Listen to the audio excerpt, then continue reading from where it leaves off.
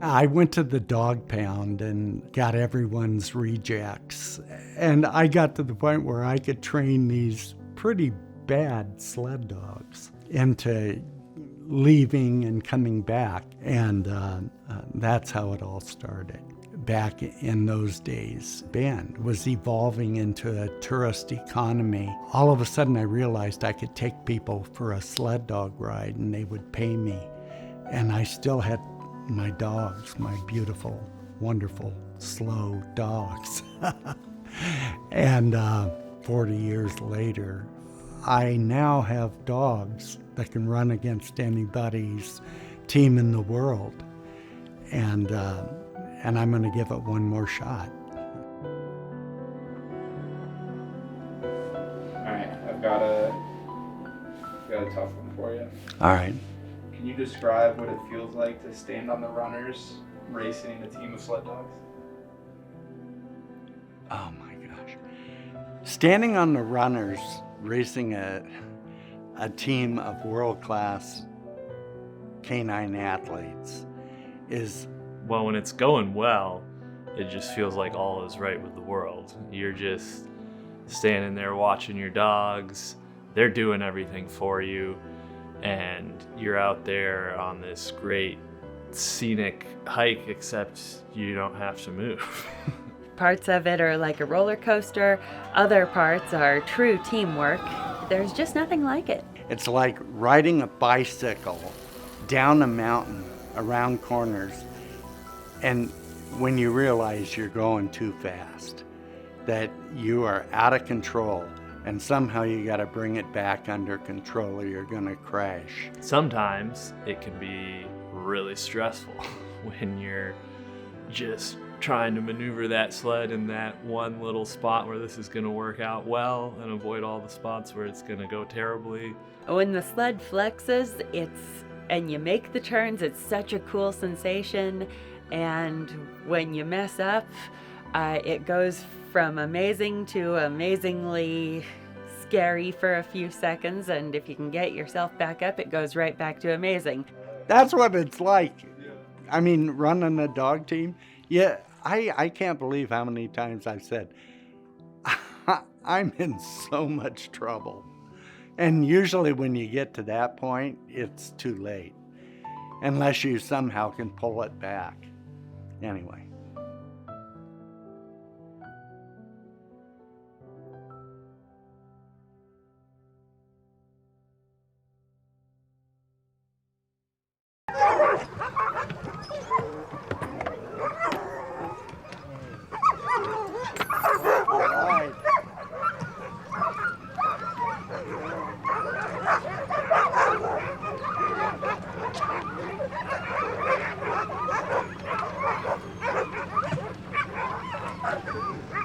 Two of our main race dogs for the last 4 years got beat out this year.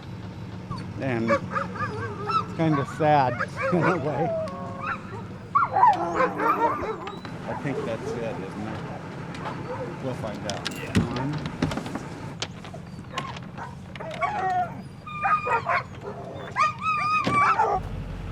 Okay.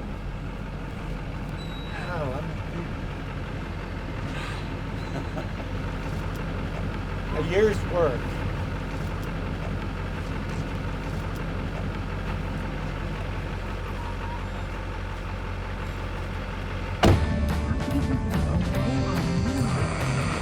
The stage shop race consists of 7 stages traveling through different mountain ranges in the region. Teams cover 35 miles per day on the courses. The race is the premier event of sled dog sports and draws top competitors from across North America. To this day, they form the genetic base for the modern Alaskan Husky, the tireless sled dogs of the Great North. For the biggest sled dog race in the lower 48. Natalie Grant shares how even frigid cold temperatures couldn't take the fun out of race day. Dogs are barking and teams are busy, getting ready to hit the trails. While the energy is high, the temperatures are low. But for teams of sled dogs, this is paradise. The International Pedigree Stage Stop is one of the top dog sled races in the world. In a sport that takes a special bond that rivals a mother's love, sled dog racing in North America goes back over 110 years, from cross-country races such as the Iditarod to shorter sprint stage races like the Pedigree Stage Stop Race in western Wyoming.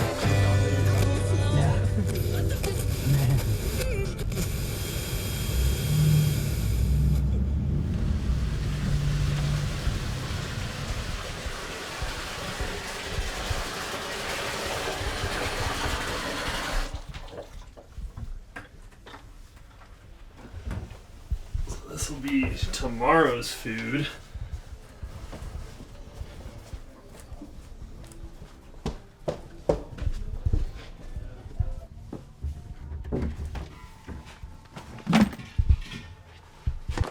Oh, there you go.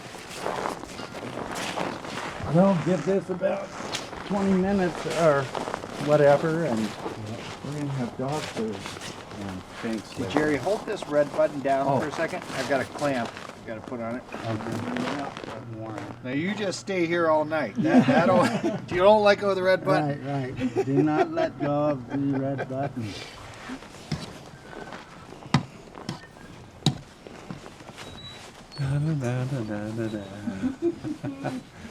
Woo. So churning butter?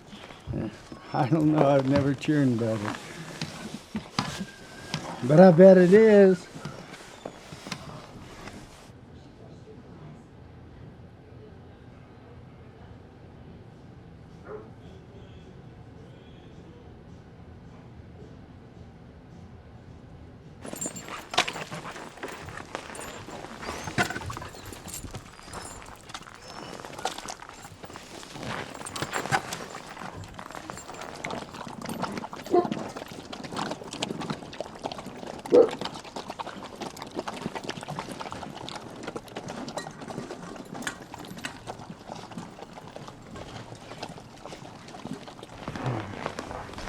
Man, they're hungry.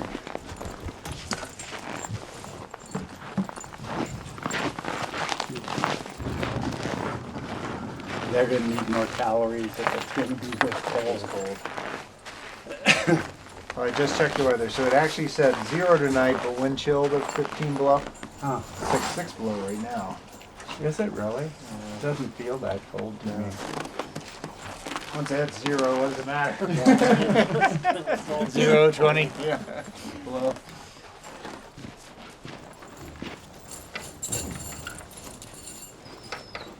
Tomorrow, guys, we'll eat in the morning. We don't do this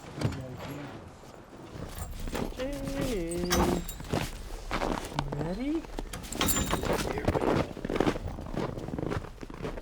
My parents always said that we traveled too much to have a dog. I think they just didn't want the responsibility of a dog because, I mean, we traveled, but not like a crazy amount. So no, I never like had a dog that was, my dog growing up. But I also always seemed to live with somebody who did. So like I frequently had like kind of short-term, like just close connections with dogs.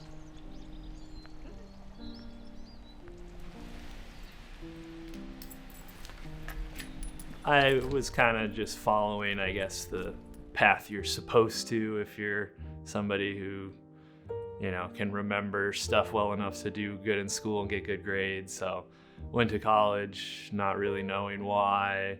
The summer after graduation, just had it in my head I wanted to go somewhere out west. I wanted to be in the mountains. So that's how I ended up at Copper Mountain in Colorado. I was ski instructing. You work as a ski instructor in Colorado, inevitably you meet a bunch of raft guides, and then you decide to be a raft guide in the summer. I did the ski instructing raft guiding combo for 3 years, 2 of them at Copper, 1 at Snowbird, and I had rafted for a couple years with this guy Schuyler, who was a musher in the winters. And so that was how I kind of became aware that it was even a thing people did. Yeah, there was just some website that I forget what it was called, but like dog sledding jobs or whatever. And I just put a resume on it And maybe the next week I got a call from Rachael, and we talked on the phone for probably a half an hour or so, and I asked her a bunch of questions because I didn't know diddly squat about dog sledding, and she said, yeah, that's fine, we'll teach you. So Rachael was the first one I talked to, and then I just drove out to Oregon from Colorado in October of 2017. There was no specific like wanting to go to Oregon, but once I heard about their place and where they were, I did some research and I was like, yeah, I could go live in Oregon, new adventure, new experience.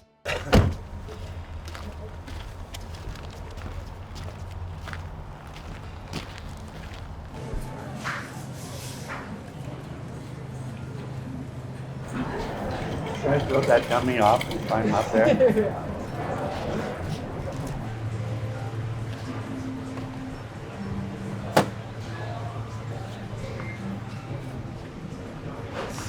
We had really good luck with this last year. Yeah. One of the vets recommended it to us, and we had some pretty big webbing cracks, and we started lathering this on there. Yeah.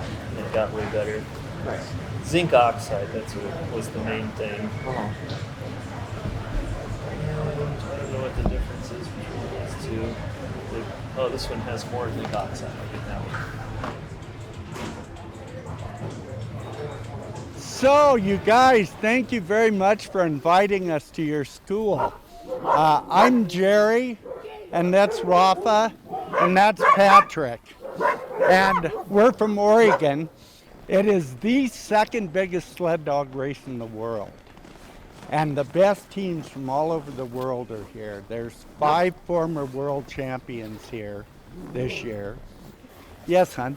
How do you not, those things are so small, how do you not like fall off them? Oh boy, that is such a great question. Back a long time ago when I was Rafa's age, I never fell. And if I did, I just hopped up, jumped up and went. Well, now I have to be super careful because I've hurt myself. You know, take your grandpa or your grandma and think of putting them on the back of a sled. Well, that's me. How long are the races like? Yes, that's such a great question. This race is 7 days, and it's 30 to 35 miles a day. So that's a long way. For 35 miles, they'll average approximately 13 and a half to 15 miles an hour. A little bit. It depends on the dog. Or the mini thing. I lost 45 last year. And the same when you want to go left. And then maybe you want to slow down a little and you put your heels here. Anyway, and you guys were awesome. You listened very well and great questions. And thank you very much for letting us come and talk to you. What do you guys say? Thank you! You're welcome. That's about what I figured it would be. Kids show up, ask a bunch of questions, laugh at poop and pee. Yep, they're pissing, they're shitting. Every mammal on the planet does that at least once every 24 hours.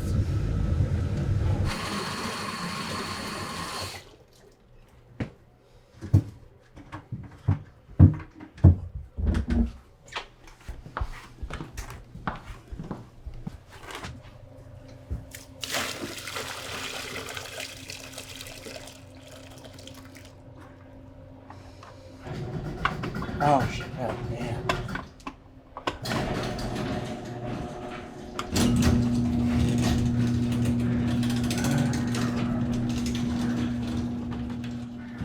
The Pedigree Stage Stop race starts tomorrow night. We will be there covering the opening action. In fact, the race is now in its 27th year.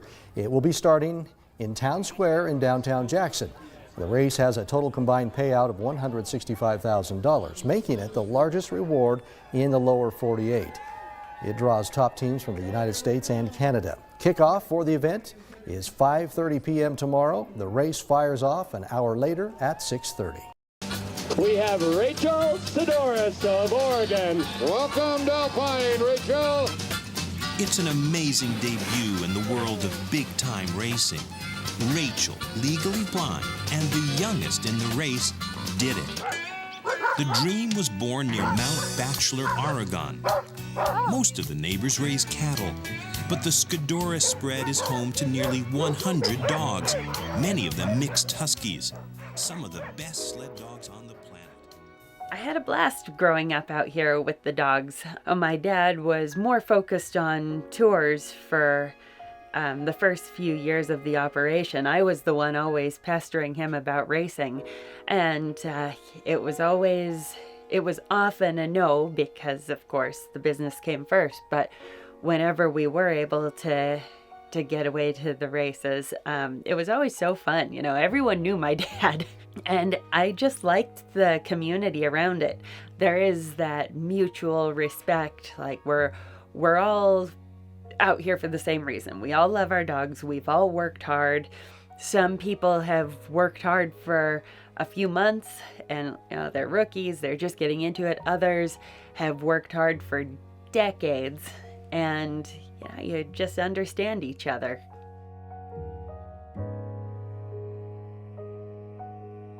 I've always been an animal lover through and through. And if I wasn't working with sled dogs, I would be doing something else involving animals. As you can plainly see, I have about 80 dogs and 2 cats. And yeah, I've just always felt really close with whatever animal I happen to be closest to at the moment. Now, I had my main leader, Duchess, for 6 years, and she was most definitely my girl. She always ran better if she got to sleep inside with me. And my dad and I like to reflect on some of the great dogs we've had and what made them so special. And the truth of the matter is, every dog is special in their own way, and just hanging out with them, you can bond with any and all of my dogs.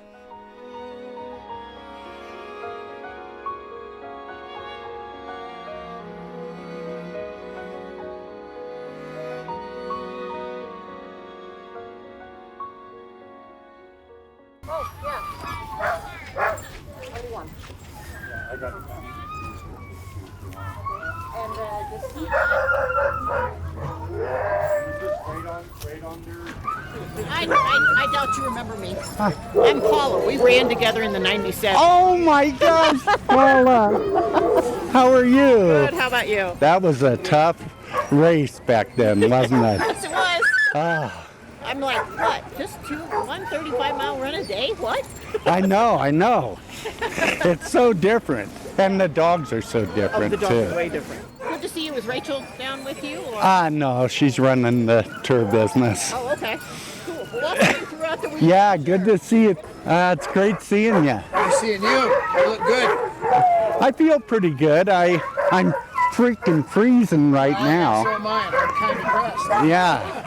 Nice rough. I should have put my boots on back at the house, you know. Jeez.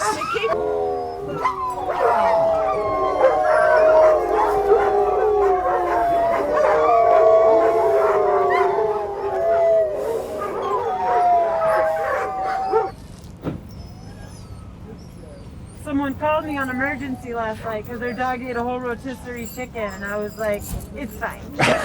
It will digest it by the morning, I swear. Yeah. I x-rayed them and the bones are gone. Oh, it's crazy, isn't it?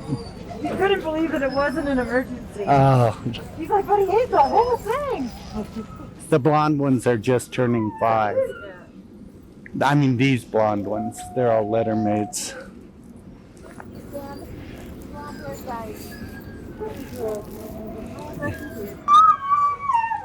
Okay, body condition score 5 to 6 overall, no concerns.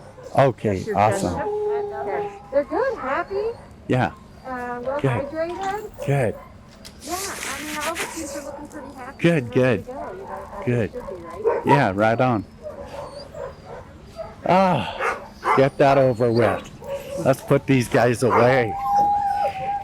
Hey, you guys. You made it! You made it! You made it!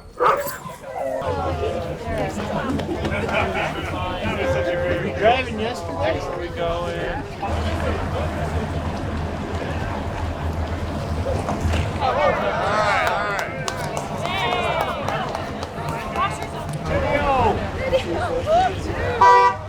He's not too mister.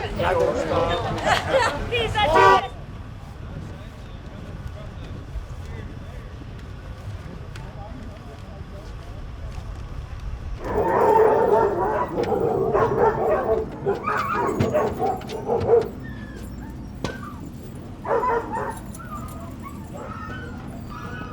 We're only doing 5 dogs. Normally it would be that length plus all this to have room for 10. But I'm gonna put this away. That'll be put back on for tomorrow though. 6:30, but they're gonna start bringing teams up there like, I think 10 minutes before that or something. Start lining them up. Make sure you're not late with those 5 dogs. Okay. Are you taking pictures or video? Video. Good. I am joined now by Dan Carter, and Dan is the director of this race. Dan, come on in and let's talk a little bit about this race. Tell everybody what's going to happen here and what this race is all about. Sure. Well, this is the 27th running of the Pedigree Stage Stop Sled Dog Race. We're here in downtown Jackson. We've shut down the streets. Public Works has built a 2-mile race course. The dogs are highly conditioned and they're just ready to go. We're going to run some smaller teams than we will for the rest of the race tonight, just because we're going through the city streets here. So 5-6 dog teams. There's 7 individual stages, if you kind of think Tour de France, where we run a different leg of the race, a different stage each day for 7 days. Teams will run 30 to 35 miles a day, and whichever team completes the entire course in the least amount of time will be the champion for 2022.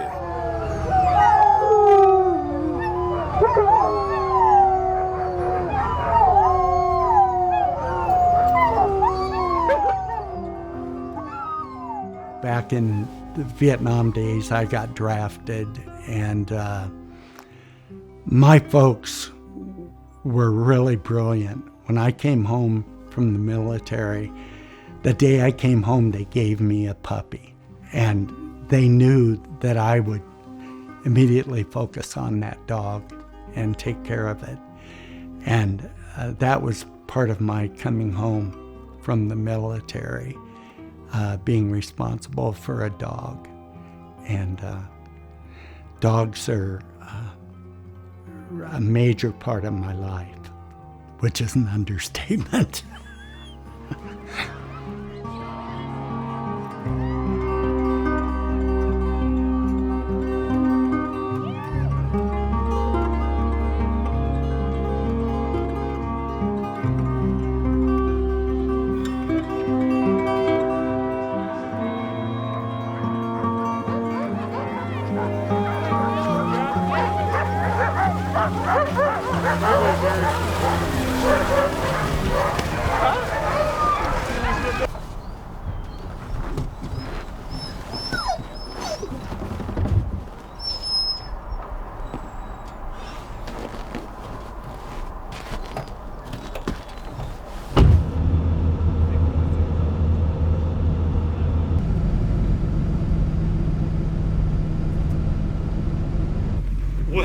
Well, good morning, sir. How are you?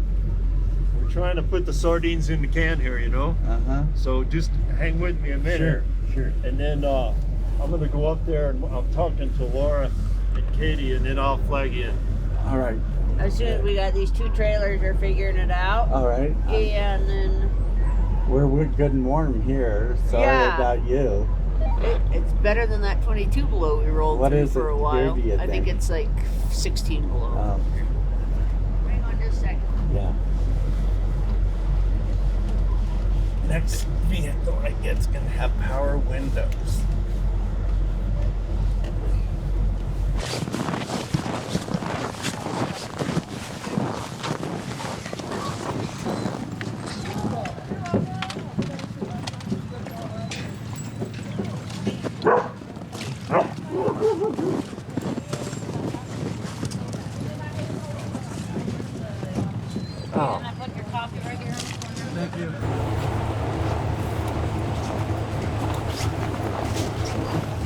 Did I mess anything up?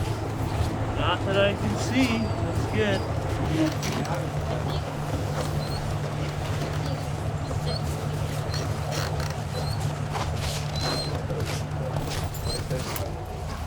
Eat some food. Do you know the crew that's going out?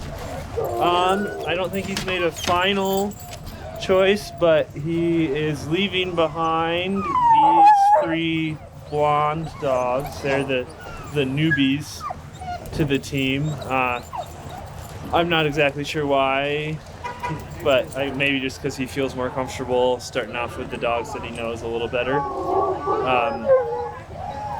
And Brahms, who's on the other side, he's going to leave behind.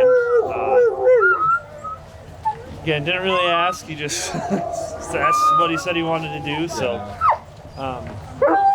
and really, I don't think it matters the first day. You start progressing and you start really paying attention to which dogs are feeling better. But the first day, if everybody looks like they're feeling good, then pick 10 and go, or pick 8, whatever he's comfortable doing. For sure. He said he might just do 8 today. 8 dogs are easier to control than 10 dogs. And then you have 2 more dogs that are fresh the next day.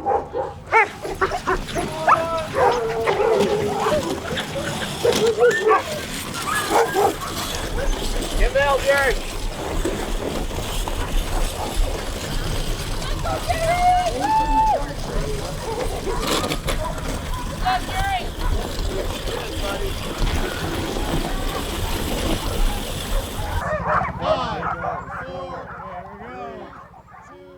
Yeah, Rachael was going to run the 2020 stage stop, and they had it all set up with the race that there was going to be a woman there in Jackson who was going to be her visual guide on the trail on a snowmobile.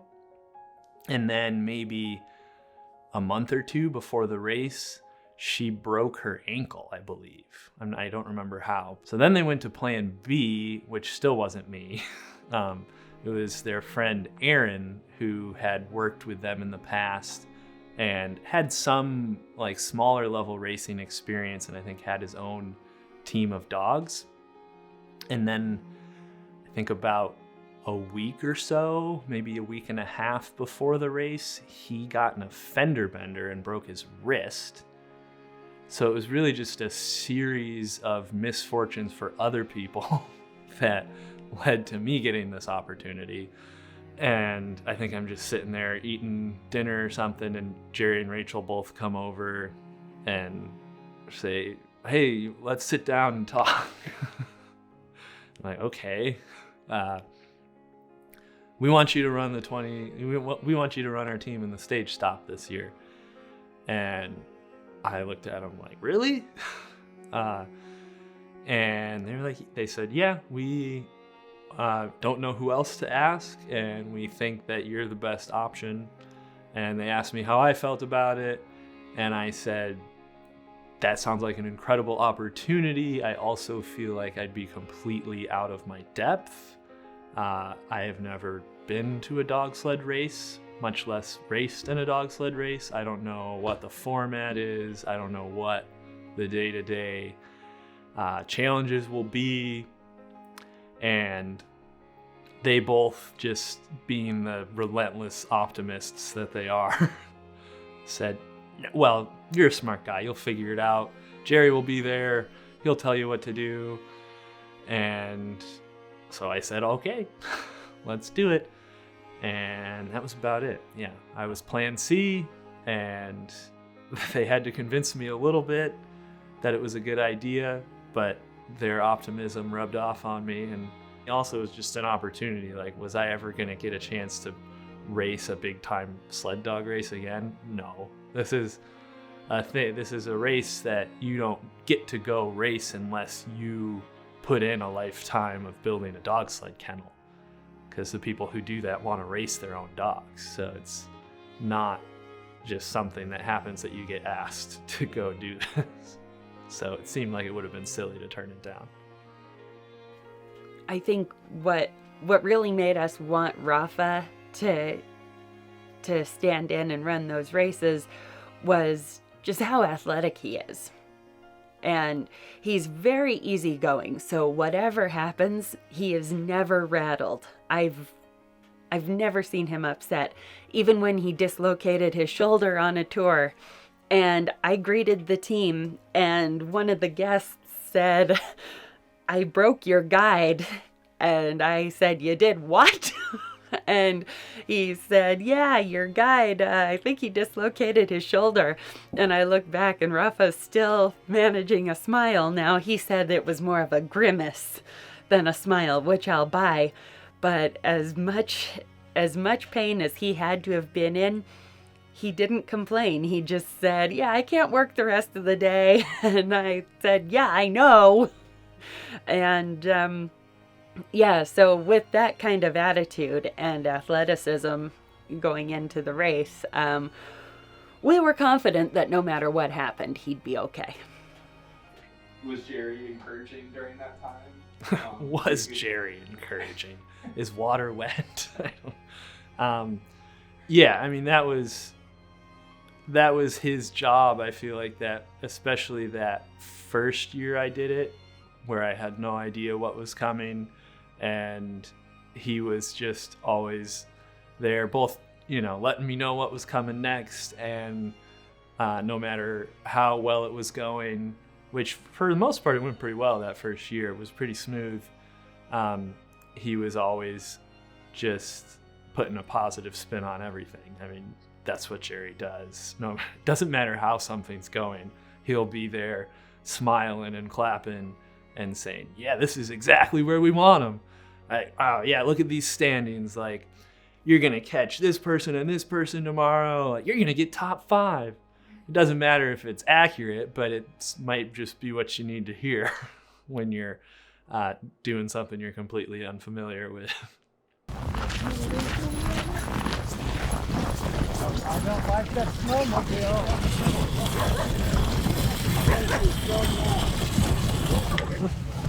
How fun was it? It was really fun, and they're awesome.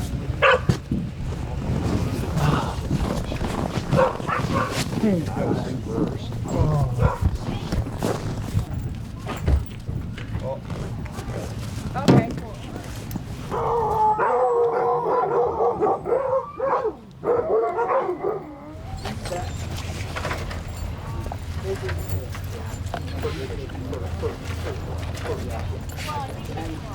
I did see it.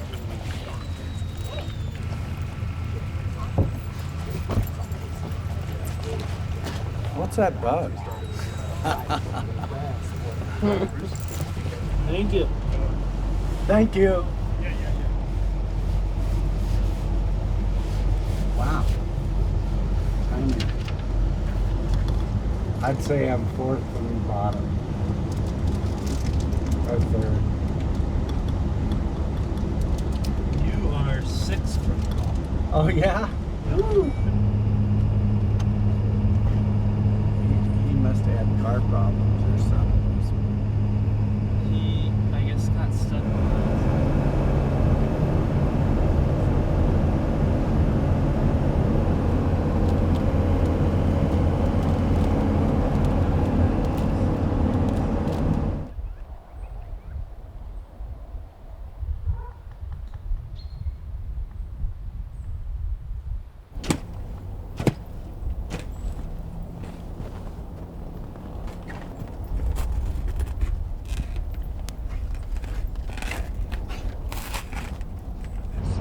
White House correspondent Aisha Roscoe joins us now to talk about all of this. Hello. Good morning. All right, let's start with Ukraine and Russia. The president is still facing a lot of pressure over the Russian buildup of troops on Ukraine's border. What is the White House saying about this now, and what are you looking for as we look ahead to next week? So we're going to climb to almost 10,000 feet today, which is like climbing South Sister by dog team, and then we're going to bail off. If I can get my clothes on, I think I'm going to be able to go.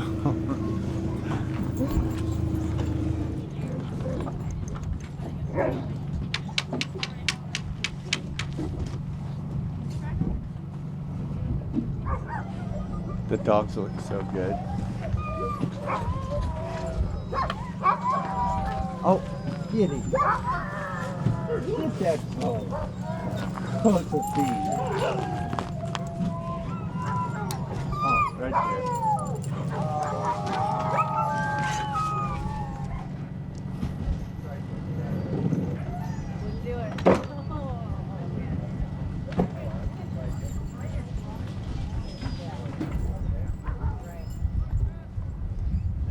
You know, everybody has a certain set of like experiences, and whatever you're used to is what you think of as how it should be, you know? So if you're only used to seeing a dog that lives inside on the couch, that's what you think a dog's life is, and that's one option. Like, there's a lot of real happy dogs that live on couches. But man, mainly I would just say to anybody who like doesn't like dog sledding or thinks it's cruel, like, come hang out with the dogs and just you know, come into it with an open mind and just watch them and watch how much they love it. Because yeah, you know, when I came into dog sledding, I didn't know anything about it, and all the questions I get annoyed by now, I also kind of had at one point. Like, do they get cold? And then you like, you know, stick your hand in one of those boxes when you wake up in the morning when it's 20 below, and you're like, holy shit, it is like hot in here. Those dogs are just built for cold weather, and they have such a high metabolism and they give off so much body heat that yeah, they just stay incredibly warm when it's really cold.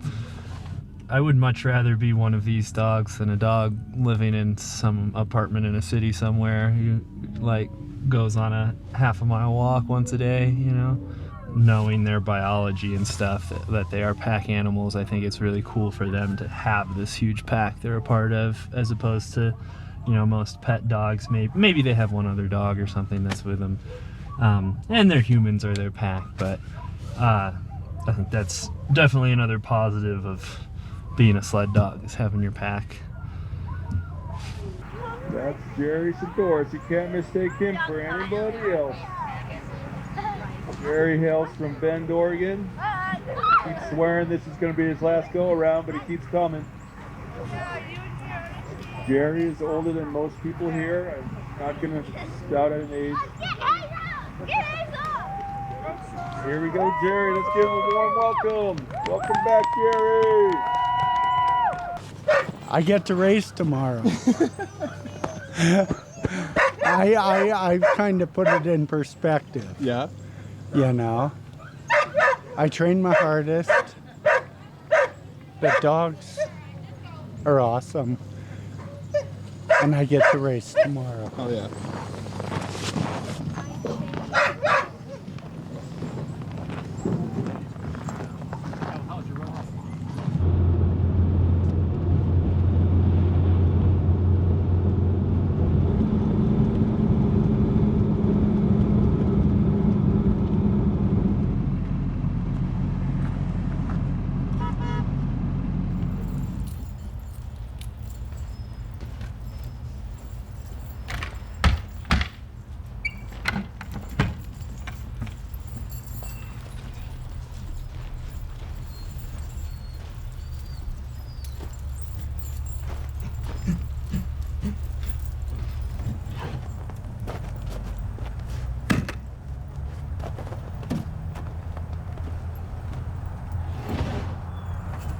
Man, that water is probably about 200 degrees. Excellent. I put my hand in it and pulled it out.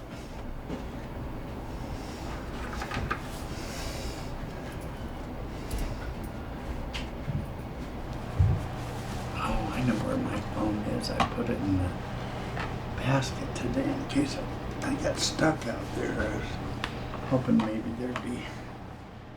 I don't remember the exact timeline. I think the first message I got from him, I was just like first starting helicopter training, maybe in the first couple weeks of it. So I didn't know exactly where I would be in that process or how feasible it would be to disappear for 2 weeks to go help Jerry. So that's what I told him. I said, I'm interested. I'm not saying no.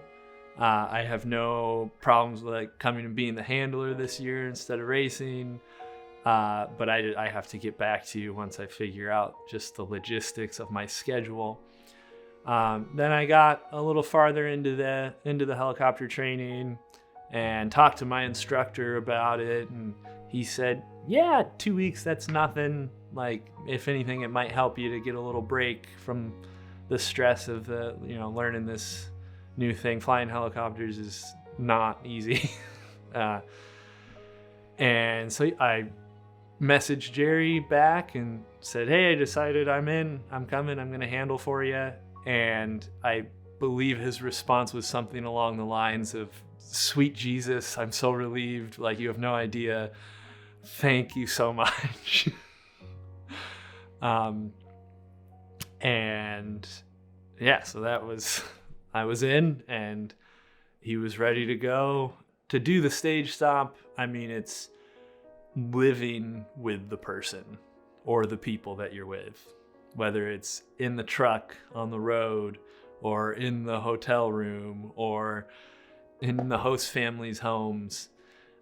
You are living and working in close quarters with whoever's part of your crew that year, 24/7 for 12 days. And not only that, but you are responsible for the well-being of 14 canine athletes, and you're also navigating winter in western Wyoming. And if there are issues with your relationships, they will come to light. And I'd say we did pretty darn well. I mean, kind of became an annual tradition. 3 years in a row we did it, and if it hadn't gone well the first year, I wouldn't have gone back for year 2 and year 3. So I don't remember what the question was.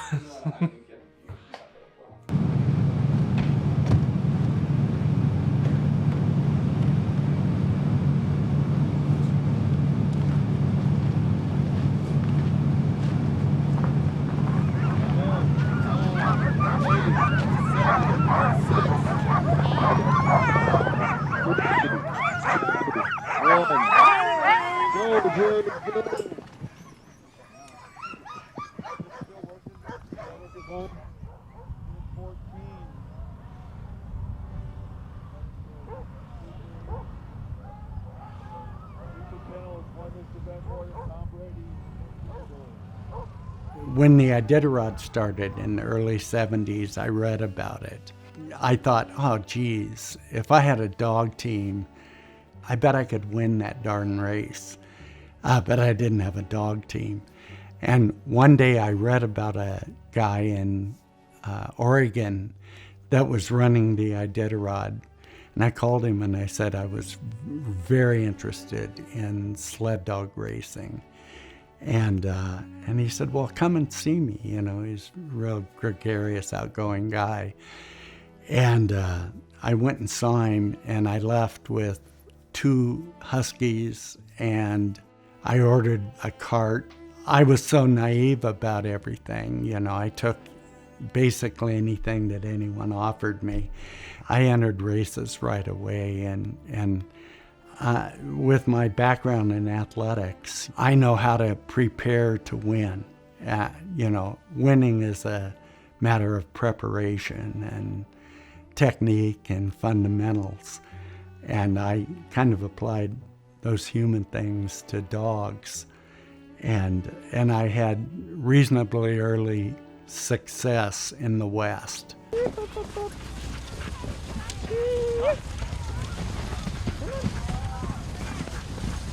guys! Get to race another day? Oh, it was good. Yeah. It was really. It looks awesome out there. It was really fun. It was a real joy.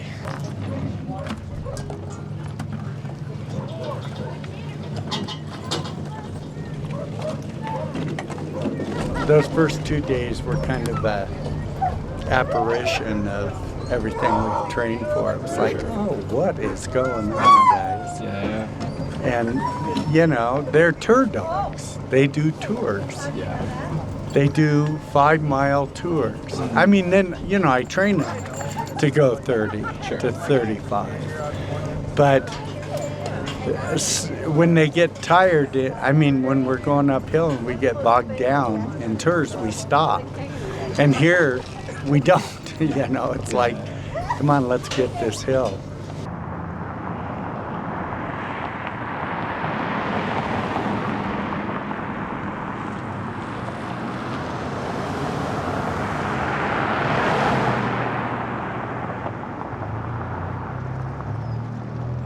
U.S. troops to fight Russia inside Ukraine. But I do think Putin may be getting better, more accurate advice right now. Our worry was that in the early stages of this crisis, he was holed up in a bunker in Sochi, being told that he was going to be greeted as a liberator if he entered Ukraine. Of course, nothing could be further from the truth. Ukraine is a fundamentally different country than it was 10 years ago.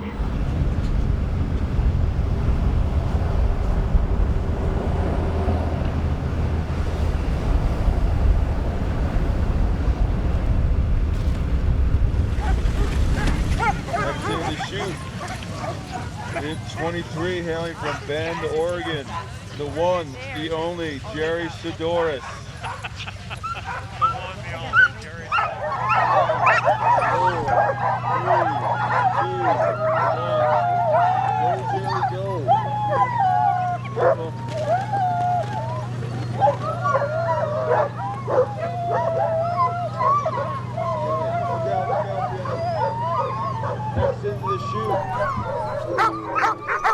Jerry Scdoris has more best friends than any mountain of a man could wish for. 130 four-legged friends, to be exact, and each husky sled dog is right at home in snow and biting wind. That's every day seen at Scdoris' Oregon Trail of Dreams sled dog camp at Mount Bachelor. A long, long time ago in the early 80s, I got a call from the recreation director at Sun River. And he said, I've got this family that wants to go for a sled dog ride, and would you be able to take them all? And I said, I don't do sled dog rides. I am a racer. I'm a professional sled dog racer. We don't do rides. And he said, Jerry, they're willing to pay you to take them for a sled dog ride. Long story short, I spent the whole day taking, I think, 17 or 18 people for a sled dog ride. And at the end of the day, they paid me $500. And this was in the early 80s. I'd never made $500 in my life in a day. And that's how it all started.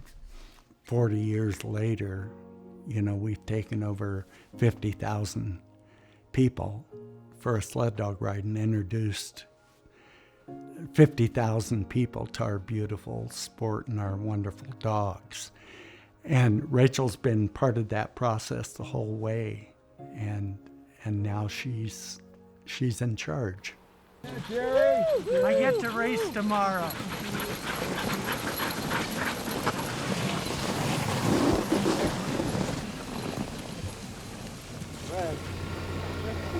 I went down big time on that switchback. There were several switchbacks, but one went like this. And I went down, and I was fortunate to not get hit in the head by the team coming uphill. Sure. It was really interesting. Yeah. What do you need? You want something to drink? You want something to eat? Not right now. I just want to watch her take the harnesses off and look at those good dogs.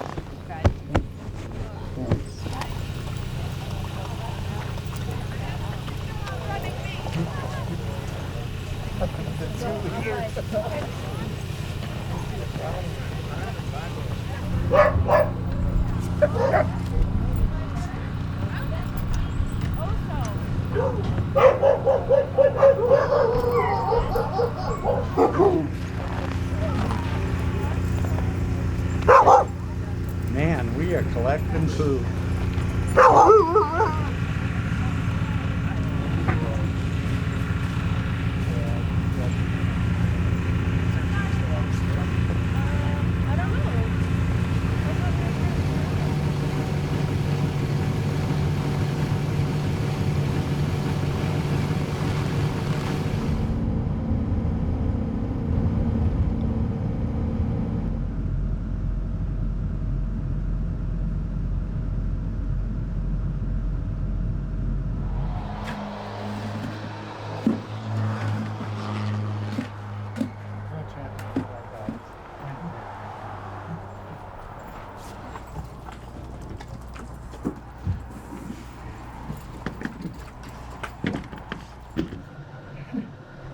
So I drink them all?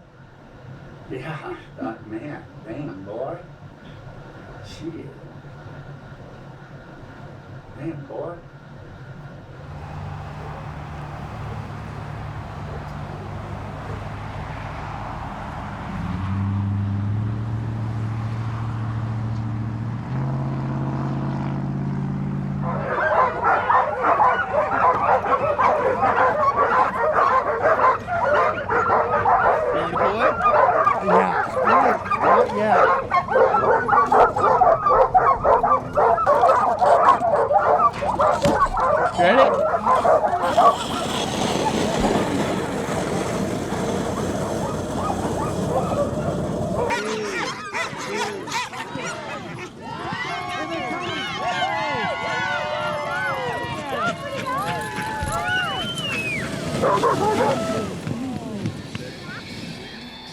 The biggest races in life begin far from the starting line. That's why Jerry Scdoris is driving 2,500 miles to the top of the globe in the dead of winter to help a daughter chase a dream she cannot see. Ha! Ha! Atta girl.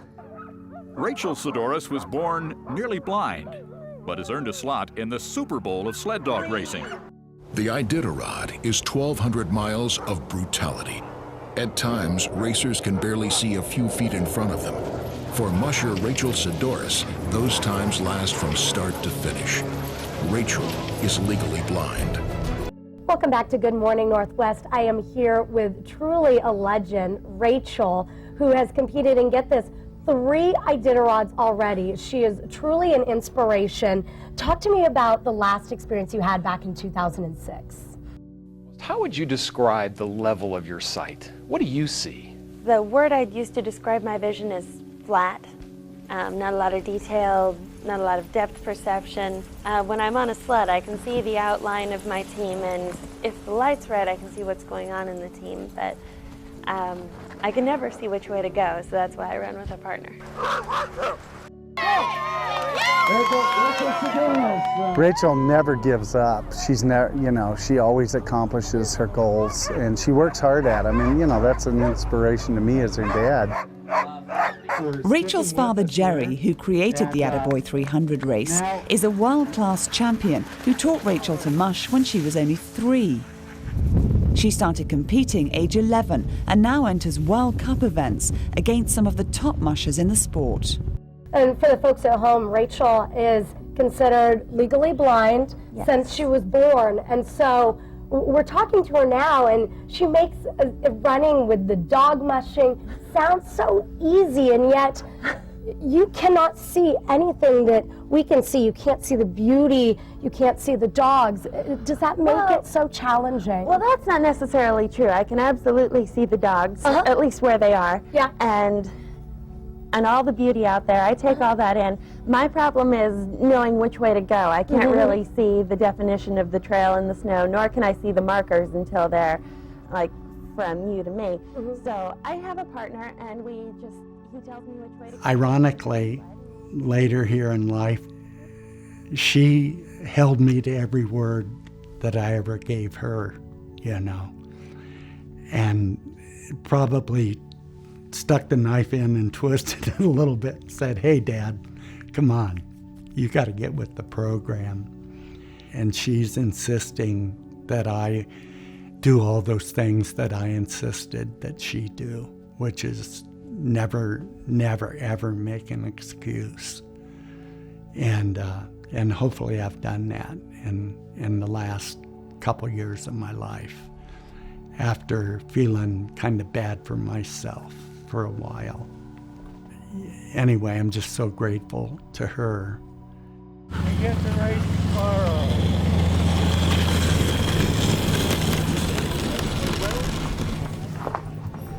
This is my boy, Mr. Bo. No one works harder than Bo.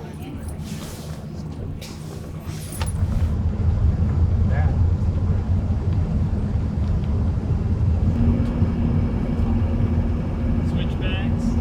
The first time on these big racks. Okay, straighten up here now. Hey, do you see a pair of my glasses anywhere? Do you see a mask up there just in case? See, here you go. Here's one. Thanks. Yeah. Just in case.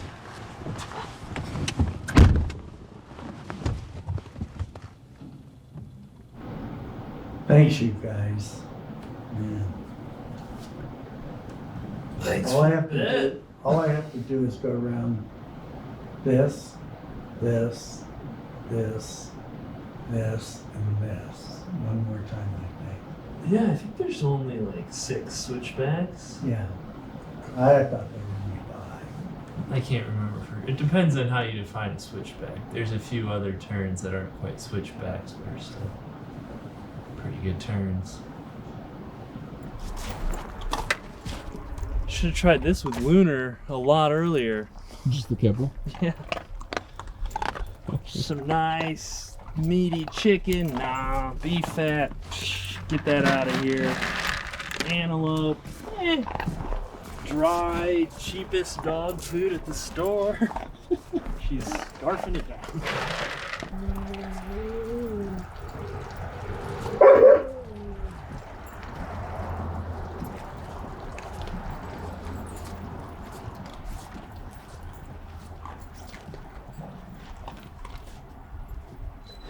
She will be into tomorrow's final with a talented field, which includes Kokomo Morase, who leads the way right now with a 74.95. Zoe Sadowski-Sinnott sits in third.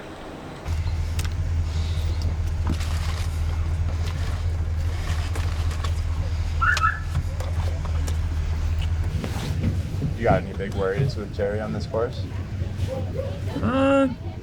Same as his, the switchbacks, but him deciding to run 8 dogs, I think, is pretty smart.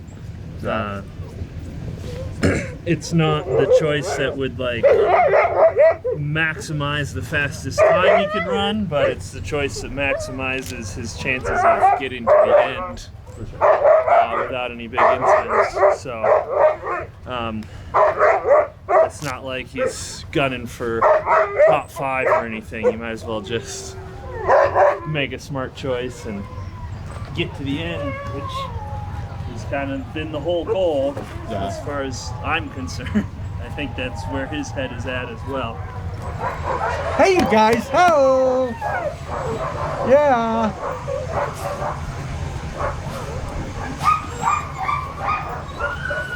Josephine. Hey, you guys want to go? Do you? Oh, jeez!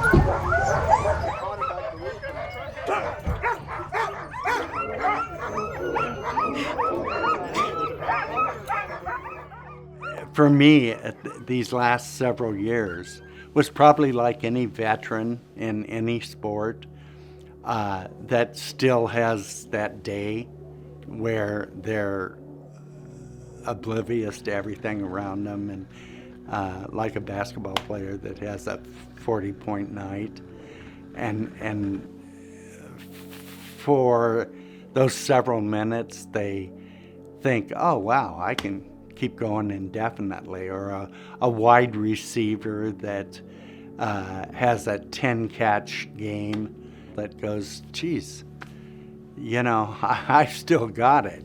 But the realism of, you know, taking a real hit in football, or just being a step behind in basketball, that's very translatable probably to all sports.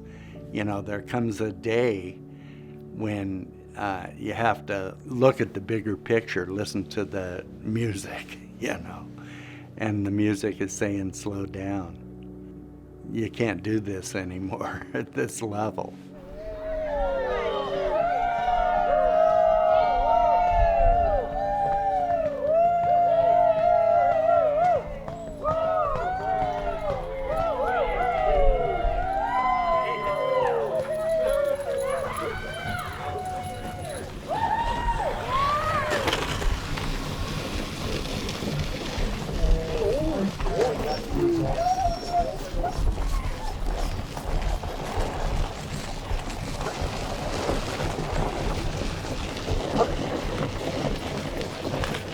with you.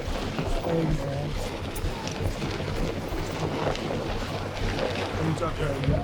man.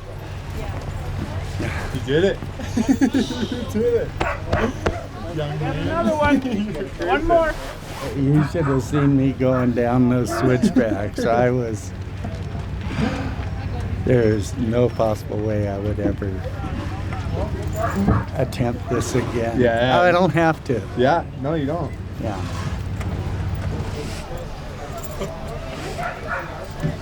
Oh, I've heard that story.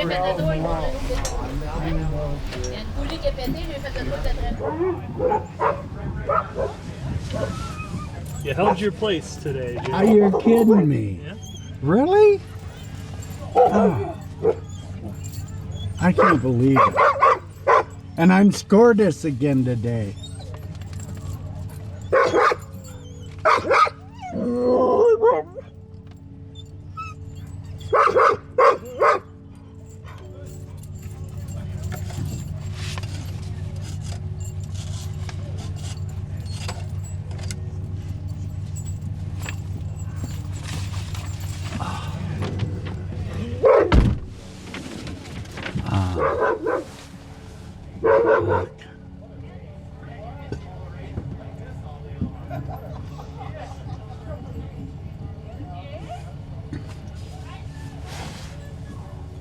I can't believe it.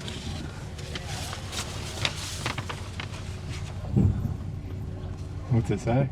Oh, first I didn't finish last. And second I held my place, 18th.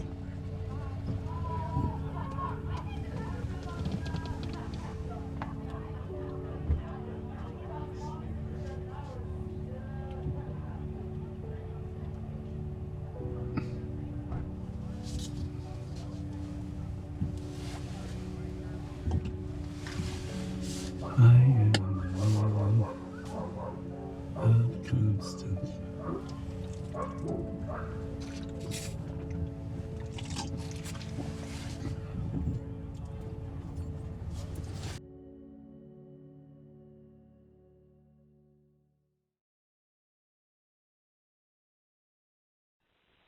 Hey, Patrick, it's Jerry Scdoris. Everything's going good for you. Oh God, I got this terrible news.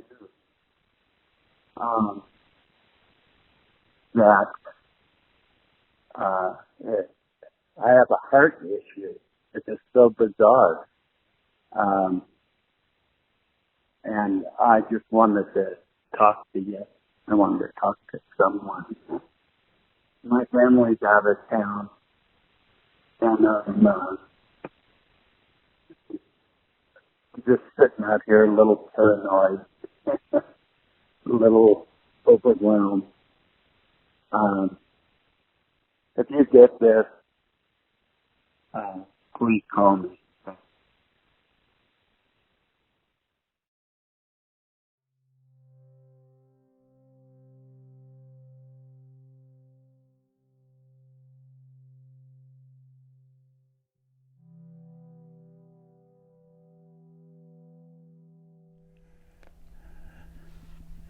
That's how I used to hold Jenny. She'd just sit there indefinitely. And Heidi, oh my God, this is my folks' house in Portland.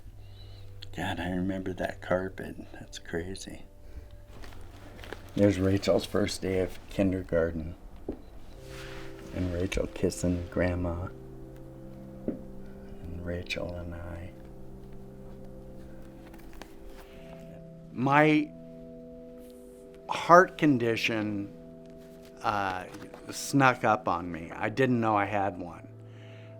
I wouldn't call it denial up until all this kind of came down. Because I felt great. I felt like I was exactly where I should be. But now, all of a sudden, I realize that I am limited in some ways, and but other ways I'm not. Other ways I'm on top of the dog thing, the training part. You know I am done racing, and it's going to be really exciting to see Rachael if she wants to run the Iditarod again, where we will find sponsors for her, and she will go run it.